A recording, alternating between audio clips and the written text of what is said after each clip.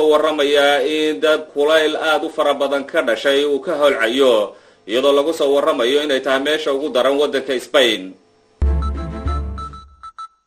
madaxweynihii hore ee Soomaaliya ay ka cabanayeen falal dhac iyo baarasho isugu jira oo ay kooxaha hubeysan u geystaan ayaa gudoomiye ku-xigeenka koowaad ee maamulka gobolka Banaadir Cabdifataax Ibraahim Shaawiye uu sheegay inaysan u dulqaadan doonin dhibaatooyinka dhacaya lagu hayo dadka ku dhaqan xaafado qaar ee magaalada Muqdisho oo isla markaana sheegay in tallaabo cad uu maamulkiisa ka qaadi doono cidii lagu helo falalkaasi iyadoo ku guda jirta qofti dambe ee lagu qabtaa iyadoo dad shacbi Soomaaliyeed dhacaysa haddii Allah uu dareemo barteeda ayaan ku xukumi doonaa insha Allah taala waxay barteen in inta la xiro la iska daayo ay ku soo noqdaan magaalooyinkooda barteena maanta kadib cid aan ku aragnaa iyadoo dad Islaameed ama dad masaakiin ku dhacaysa wadooyinka magaalada ka furanaysa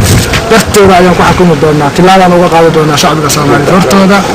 hore ayaa xaafado ka tirsan magaalada Muqdisho oo ay maamulaan dawladda ku meelgaarka ee Soomaaliya ay ka lifta ciidanka booliska Soomaaliyeed sheegeen in ay howlgallo ammaanka lagu sugayo ay ka sameeyeen halkaasi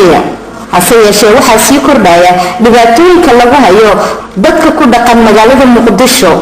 Ibraahim Shaawiye iyo mas'uuliyiin ka tirsan maamulka degmooyinka gobolka Banaadir ayaa waxay ka hadleen sidoo kale qashimo badan oo gooya xaafadaha Xamrweyne iyo Xamar Jajab wuxuuna gudoomiyaha u ballan qaaday in qashimadaasi ay ka fogeyn doonaan maamulka gobolka Banaadir isla markaana hadda kadib looga baahan yahay maamulada degmooyinka iyo weliba dadka ku dhaqan xaafadahaasi in ay wasaqda iska fogeeyaan. horta waxaan ugu mahadcelinaynaa marka ugu horeysa maamulka degmada Xamarweyne oo cabasho nooga soo gudbiyay saakay wadooyinkii ku xirmay qashinka nabadaan indhahayna ku soo aragnay hadda inta wadooyin oo xiran iyo inta wado ay qashinka yaalaan haddii Allah uu dareemana waqtiga uu soo horeeyay maalmaha rooda nagu soo hayo waan ka qaadi doonaa howlo ayaan ka qaban doonaa insha Allah taala dadka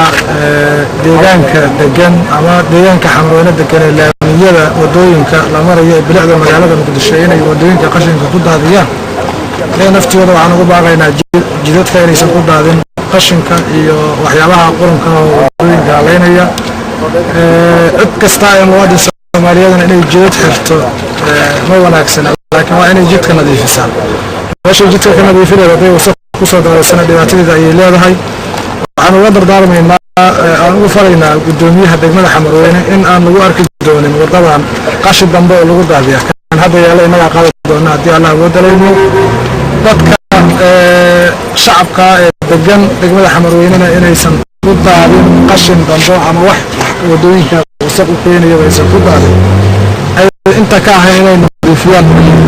hadii hadda kadib lagu arkaana waxaan ka soo saari doonaa go'aamo ayaan ka soo saari doonaa qashimada la isaga daadanaya laamiyada cid lagu qaban doono tan intii dagaalada ay ka dhaceen magaalada Muqdisho ayaa xaafadihii lagu yaqaan bilicda waxay hadda isku bedeleen meelo qashimada la isugu keeno Sare Yuusuf